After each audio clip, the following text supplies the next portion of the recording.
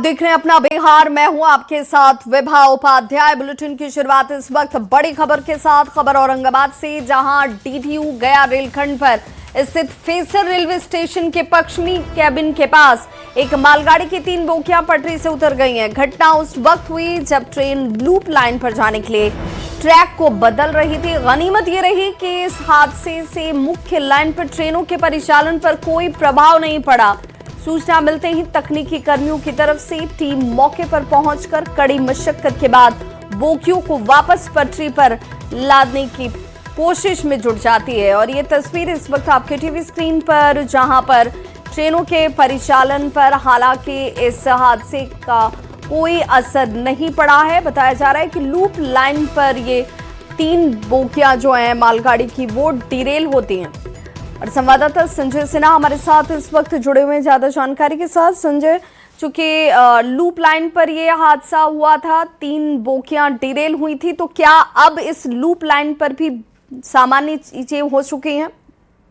जी, ये गया जी की तरफ ये मालगाड़ी जा रही थी और फेसर रेलवे स्टेशन के पश्चिमी केबिन के पास लूप लाइन ट्रैक चेंज करने के दौरान यह घटना घटी है।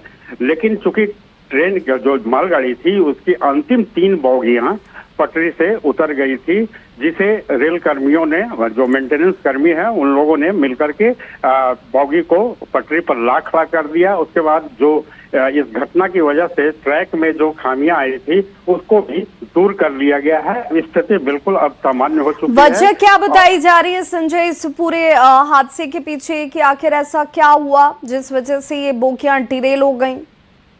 जैसे रेलवे के जो वहां पर मौजूद बड़े अधिकारी थे, उनसे जो बात हुई उसके मुताबिक बताया गया कि इस मामले में हम लोग अभी कोई बयान नहीं दे सकते हैं। इसकी वजह तलाशी जारी है। वजह तलाशने के बाद ही आप लोग को इसकी जानकारी दी जाएगी, मीडिया कर्मियों को इसकी जानकारी दी जाएगी। तो फिलहाल इस लूप लाइन पर जो ट्रैक था वो मरम्मत का काम पूरा हो चुका है? जी बिल्कुल, मरम्मत का काम पूरा हो चुका है। तो थोड़ी देर में जो परिचालन है उस लूप लाइन से भी प्रारंभ करा दिया जाएगा, उसका भी उपयोग किया जाएगा। जी चलिए, बहुत बहुत शुक्रिया संजय सिन्हा इस तमाम जानकारी के लिए। तो मालगाड़ी की 3 बोगियां जो है इस लूप लाइन पर डिरेल हुई थी। हालांकि इसके पीछे की वजह क्या रही, इसका खुलासा अभी तक नहीं हुआ है और रेलवे की तरफ से इसे लेकर कोई जानकारी आधिकारिक तौर पर सामने नहीं लाई गई है। लेकिन राहत की बात ये जरूर रही कि चूंकि ये हादसा लूप लाइन पर हुआ था, इसलिए जो दूसरे परिवहन थे उन पर इसका कोई असर नहीं हुआ है और परिचालन दूसरे ट्रैक पर सामान्य गति से इस वक्त भी जारी है। तो फेसर रेलवे स्टेशन की ये तस्वीर आप देख पा रहे हैं, जहां पर डीडीयू गया जी रेलखंड पर ये घटना हुई और मालगाड़ी की पीछे की 3 बोगियां जो है वो अचानक से डिरेल हो जाती हैं। और फिलहाल यहाँ ट्रैक को मरम्मत का काम पूरा कर लिया गया है और स्थिति सामान्य है।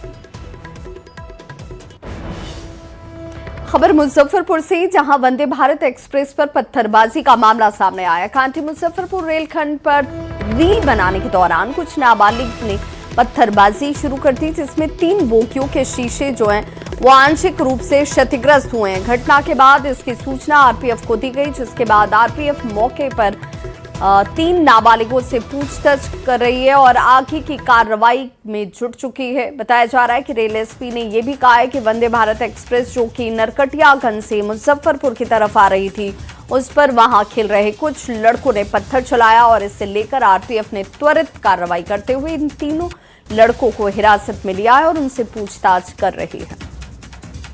ऐसी जो महत्वपूर्ण गाड़ियां हैं, इस तरह की कोई भी सूचना है, इसको स्पष्ट निर्देश है जीआरपी और आरपीएफ को कि भाई उन क्षेत्रों में जहाँ भी ऐसी सूचना मिलती है वहाँ पर एरिया डोमिनेशन करते हुए और ऐसे तत्वों की पहचान की जाए। ये तीनों बच्चों ने स्वीकार किया है और उन्होंने ये काम किया। जेडीयू प्रवक्ता नीरज कुमार ने तेजस्वी यादव के विदेश दौरे पर सवाल उठाते हुए बिहार के डीजीपी को पत्र लिखा और पत्र में नीरज कुमार ने यूपी के अपराधी रमीज नेमत खान का जिक्र कर उनका आपराधिक इतिहास का पूरा ब्यौरा दिया है। नीरज कुमार ने मीडिया रिपोर्ट्स का हवाला देते हुए यह दावा किया कि तेजस्वी यादव कथित तौर पर हिस्ट्री शीटर रमीज नेमत खान के साथ विदेश यात्रा पर गए हुए हैं और रमीज उत्तर प्रदेश के बलरामपुर का निवासी है। नीरज कुमार ने पत्र में केवल रमीज ही नहीं बल्कि तेजस्वी यादव के साथ देवा गुप्ता को लेकर भी आशंका जाहिर की है। उनका यहां तक दावा है कि देवा गुप्ता पूर्वी चंपारण पुलिस के 100 इनामी अपराधियों की सूची में शामिल है, जिस पर 1 लाख रुपए तक का इनाम घोषित है। इन पर हत्या, रंगदारी और जमीन कब्जाने जैसे कुल 28 संगीन मामले दर्ज हैं। बिहार से हमने अनुरोध किया है कि माननीय तेजस्वी यादव जी मीडिया स्रोत से प्राप्त जानकारी के अनुसार देश से बाहर है और उनके साथ रमीज नेमत खान, जो मीडिया के स्रोत कह रहे हैं जिसका खंडन अब तक नहीं हुआ है, जो उत्तर प्रदेश का हिस्ट्री शीटर है, वह तेजस्वी यादव के साथ है। साथ ही साथ इसी बीच मोतिहारी में राष्ट्रीय जनता दल का उम्मीदवार रहा देवा गुप्ता, जिस पर 28 हत्या, रंगदारी जैसे संगीन मामले हैं, वो फरार है। 1 लाख का इनाम मोतिहारी पुलिस ने घोषित किया है। जेडीयू प्रवक्ता नीरज कुमार के तेजस्वी के साथ रमीज के विदेश यात्रा के सवाल पर आरजेडी ने पलटवार किया और कहा कि ये लोग तेजस्वी फोबिया के शिकार हो चुके हैं। वहीं बीजेपी ने जेडीयू के सवाल का समर्थन किया है। जनता दल यू या भारतीय जनता पार्टी के पास जनता और जनता के मुद्दे नहीं है, जनता के लिए काम करना नहीं चाहते हैं, जनता के सवालों पर ये जनता के बीच जाना नहीं चाहते हैं। जिस तरह से बिहार में बुलडोजर चल रहे हैं, जिस तरह से बिहार में अपराधियों का ग्राफ बढ़ रहा है, जिस तरह से सरकार और सरकार के अंदर नूरा कुश्ती का खेल चल रहा है, उससे ध्यान भटकाने की राजनीति के तहत ये लोग तेजस्वी फोबिया के शिकार हो चुके हैं। जदयू के मुख्य प्रवक्ता नीरज कुमार द्वारा डीजीपी को लिखा गया पत्र बेहद गंभीर सवाल खड़े करता है। अगर तेजस्वी यादव जी के साथ विदेश दौरे पर हार्डकोर अपराधी, हिस्ट्री सीटर और 1 लाख का इनामी बदमाश मौजूद है, तो यह राष्ट्रीय सुरक्षा और कानून व्यवस्था के लिए बड़ा खतरा है। राजद की राजनीति अपराधियों को संरक्षण देने की रही है और आज यही तस्वीर अंतर्राष्ट्रीय मंच पर दिख रही है। आरजेडी को लेकर बीजेपी की तरफ से बड़ा दावा किया गया है। बीजेपी के नेता नीरज कुमार बबलू की तरफ से ये बड़ा दावा किया गया है। आरजेडी में बड़ी टूट के संकेत उनकी तरफ से दावे के तौर पर किए जा रहे हैं। आरजेडी के कई नेता जो हैं वो बीजेपी के संपर्क में हैं। आरजेडी आज नर्क हो गया और नर्क में कोई रहना नहीं चाहता। आरजेडी का अधिकतर विधायक जो है वो बीजेपी में आना चाहता है। हर कोई ये चाहता है काम करने का मौका मिले, काम करने वाले लोगों के साथ वो जाएं, अपने इलाके में काम करने के लिए हर कोई की इच्छा है और वो चाहते हैं कि नीतीश और मोदी जी के साथ ही वो काम करने का मौका उन्हें मिल सकता है और इसलिए साथ उनका ही मिले। ये नर्क है, कौन नर्क में जाना चाहेगा? नर्क में सफाया हो गया, नर्क में ठेलम ठेला करने कौन जाएगा? क्या लगता है उनके मैक्सिमम विधायक इधर आना चाहते हैं, सत्ता में सब लोग आना चाहता है। उनके विधायक भी चाहते हैं इलाके में काम करना है तो सत्ता के साथ में जाए, नीतीश कुमार जी के साथ में जाए, मोदी जी के साथ में जाए। बीजेपी नेता नीरज कुमार बबलू के दावे पर आरजेडी और कांग्रेस की तरफ से जोरदार पलटवार किया। क्या कुछ कहा गया आप भी सुनिए। देश के जितने बड़े घोटालेबाज हैं, चोर हैं, उचक्के हैं, माफिया हैं, सब तो भाजपा में ही शामिल हो गए हैं। उनको बहुत जल्दी शामिल करवा दिया, लेकिन जनता के चुने हुए विधायक भाजपा में जाने को तैयार है और भाजपा उन्हें नहीं बुला रही है। देखिए, भाजपाइयों की आदत है सवेरे उठते ही इतना बड़ा झूठ बोल दो कि पूरा देश उस झूठ में उलझ के रह जाए। एक कोई नेता जगता है, एक झूठ की उल्टी कर देता है और सारे लोग उसमें उलझ जाते हैं। कि राष्ट्रीय जनता दल विचारों पर आधारित पार्टी है, शोषितों, वंचितों, पिछड़ों, अति पिछड़ों को न्याय देने वाली पार्टी है, सामाजिक न्याय की धारा की मजबूती वाली पार्टी है। ये गरीबों, शोषितों, वंचितों के हक और अधिकार के प्रति हमेशा सजग रहती है, जबकि भारतीय जनता पार्टी और एनडीए के लोग शोषितों, वंचितों के अधिकार को छीनना चाहते हैं। उनके घरों पर बुलडोजर चला करके इस कड़कड़ाती ठंड में उनको सड़कों पर जीने के लिए मजबूर कर दिए हैं। और अब बात बिहार के मुख्यमंत्री नीतीश कुमार की, जो इस ठंड में भी एक्शन मोड में नजर आ रहे हैं। जी हाँ, सीएम नीतीश कुमार स्वास्थ्य विज्ञान विश्वविद्यालय पहुंचे और यहां पर जाकर उन्होंने निर्माण कार्य का निरीक्षण किया है। सीएम के साथ अधिकारियों का दल बल भी मौजूद रहा। तो विकास कार्य किस रूप में आगे प्रगति में है, इसे खुद देखते हुए बिहार के मुख्यमंत्री नीतीश कुमार और निर्माण कार्य का जायजा लेने, निरीक्षण करने के लिए खुद वो पहुंचे और जाकर स्वास्थ्य विज्ञान विश्वविद्यालय को उन्होंने देखा और जो जरूरी दिशा निर्देश थे उनकी तरफ से दिए गए। तो ठंड कड़ाके की है और इस ठंड में भी एक्शन मोड में बिहार के मुख्यमंत्री नीतीश कुमार देखिए आपको दिख रहे होंगे और ये बताता है कि कार्य को लेकर सिर्फ क्रियान्वयन के लिए आदेश नहीं दिए जाते, उस आदेश का पालन अधिकारियों की तरफ से किस रूप में किया जा रहा है, समयबद्ध तरीके से हो रहा है या नहीं हो रहा है और निर्धारित समय तक उसको पूर्ण करने को लेकर कार्य प्रगति में है या नहीं, इसका अवलोकन खुद करते हुए मुख्यमंत्री नीतीश कुमार।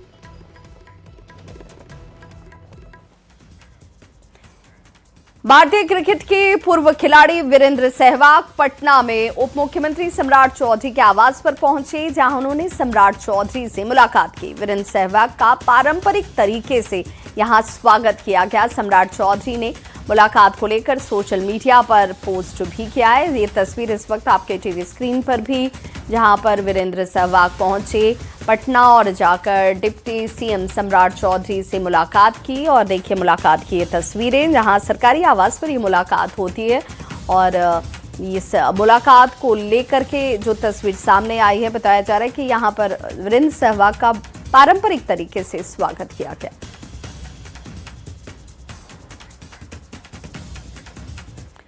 पटना के पाटलिपुत्र स्पोर्ट्स कॉम्प्लेक्स में सांसद खेल महोत्सव का शुभारंभ हुआ। 2 दिनों तक चलने वाले इस खेल महोत्सव में कई तरह के खेल खेले जाएंगे। सांसद रविशंकर प्रसाद, खेल मंत्री श्रेयसी सिंह ने मिलकर सांसद खेल महोत्सव की शुरुआत की और इस दौरान कई विधायक भी यहां पर मौजूद रहे। मंत्री श्रेयसी सिंह जी को कि वो भी इसमें आई। कल उप मुख्यमंत्री जी आएंगे, प्रदेश अध्यक्ष आएंगे, माननीय सरावगी जी, सम्राट चौधरी जी, और कल हम सभी पुरस्कार वितरण करेंगे।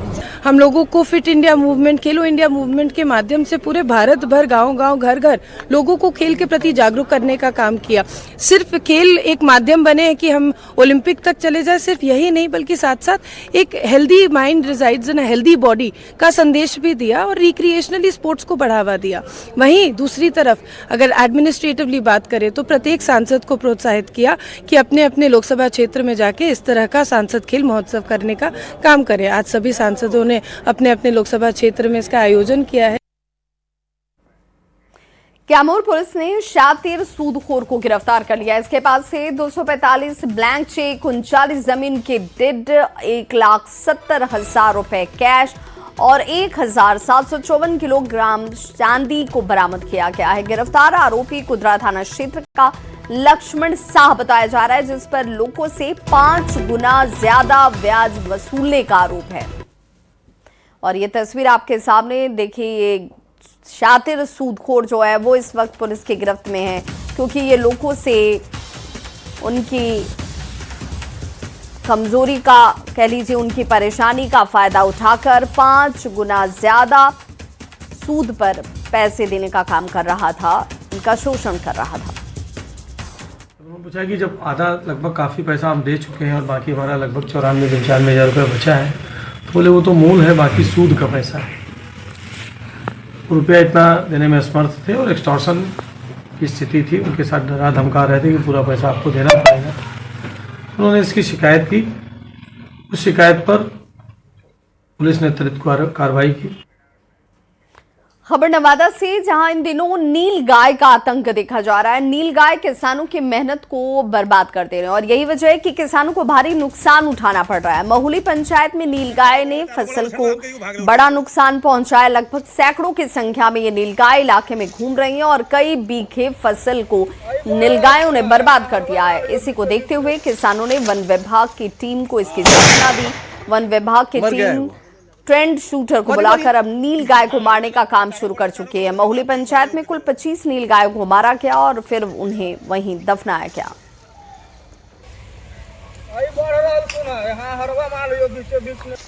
क्रिसमस और नए साल को लेकर बिहार पुलिस सुरक्षा व्यवस्था का दावा तो कर रही है, लेकिन जमीन पर ये दावे पूरी तरह से खोखले साबित हो रहे हैं। दानापुर रेलवे स्टेशन पर न तो यात्रियों को स्टेशन परिसर में जाने के लिए कोई चेकिंग की जाती है और न ही सामानों की चेकिंग के लिए यहाँ किसी तरह का कोई मेटल डिटेक्टर ही काम कर रहा है। यात्री बिना किसी चेकिंग के आराम से स्टेशन में प्रवेश कर रहे हैं, जो कि गंभीर चिंता का विषय है। हैरानी की बात तो ये कि मेटल डिटेक्टर खराब होने के बाद कोई पुलिस अधिकारी सामान की चेकिंग के लिए भी यहाँ मौजूद नहीं है। देखिए संवाददाता अमरजीत शर्मा की रिपोर्ट। बात करें तो 25 दिसंबर यानी कि क्रिसमस डे और 1 जनवरी यानी कि नव वर्ष को लेकर के बिहार को अलर्ट किया गया है और इसके लिए बिहार पुलिस के साथ साथ रेलवे प्रशासन को भी जो है इस पे अलर्ट रहने की जानकारी दी गई है, लेकिन उसके बाद कहीं अलर्ट दिखाई नहीं दे रहा है। आप तस्वीरों में देख लीजिए, ये मेटल डिटेक्टर लगा हुआ है और इस मेटल डिटेक्टर में कोई व्यवस्था नहीं है।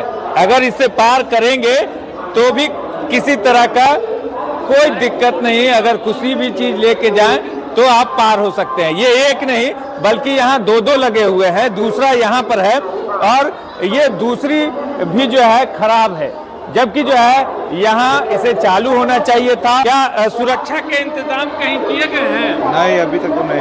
नहीं। आरपीएफ जीआरपी कहीं नजर आ रहा है? नहीं। मेटल डिटेक्टर लगा हुआ है, कोई इंतजाम यहाँ नहीं है। कहाँ है? देखने का चीज है, कहाँ है? बिहार पुलिस से एक बार फिर से कहेंगे कि यहाँ दानापुर में असुरक्षा का माहौल है, ऐसे में इसे संज्ञान लेकर के सुरक्षित करना चाहिए। दानापुर से न्यूज़ 18 के लिए अमरजीत शर्मा।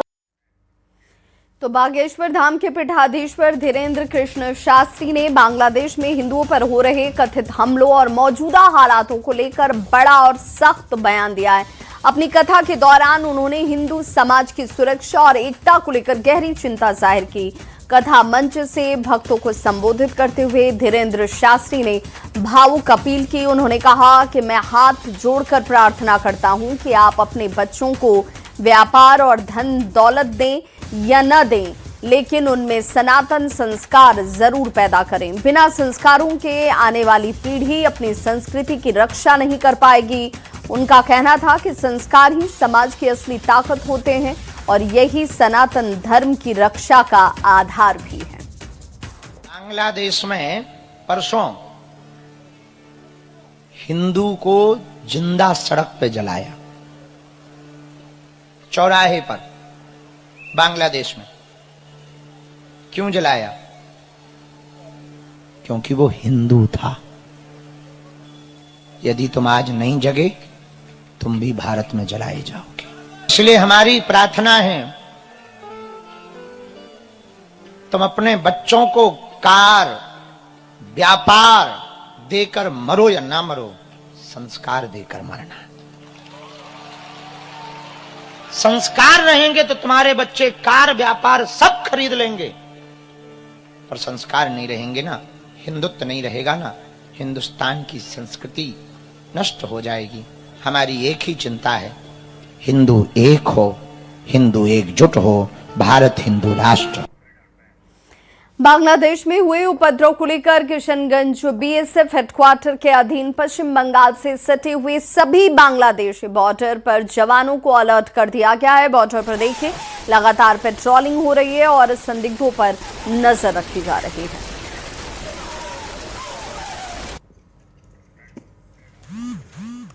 और अब बात बिहार में हाड़ कपाने वाली ठंड की, जो इस वक्त कहर बनकर टूट रही है। ऐसे में सबसे ज्यादा अगर किसी पर ये मुसीबत है तो वो है डेली मजदूरी करने वाले मजदूरों पर।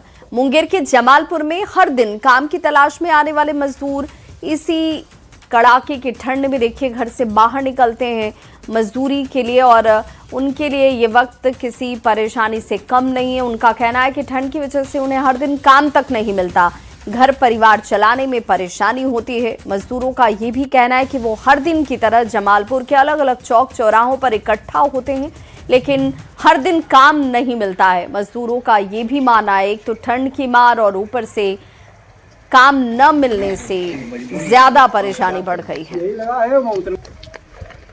तो देखिए, इस कड़ाके की ठंड में कोई अपना परिवार चलाने के लिए बाहर निकल रहा है और वहां पर भी उसे काम नहीं मिल रहा है। ये उसके लिए सबसे बड़ी चुनौती है। खाने पीने में भी दिक्कत होता है, रोजगार मिलता नहीं, हाली बहुत समय पर लेट से मिलता है। और क्या एक महीना में 10 दिन 15 दिन कमाते हैं, एक सप्ताह करते हैं, 2 दिन रेस्ट करते हैं। ठंडा में कैसे करेंगे? अच्छा, रेस्ट भी करना जरूरी होता है। ठंड में यदि आएंगे तो फिर ठंड मार देगा तो बाल बच्चा को फिर देखेगा कौन। छपरा के आमी अंबिका भवानी मंदिर के पास आग लगने के बाद तबाही मच गई। आग की लपटें कई दुकानों तक पहुंच गई और यह भी कहा जा रहा है कि इस घटना में करीब 30 लाख रुपए की संपत्ति का नुकसान हुआ है। फिलहाल आग लगने के कारणों का पता नहीं चल सका है, लेकिन तस्वीरें सब कुछ बयां करने के लिए काफी हैं।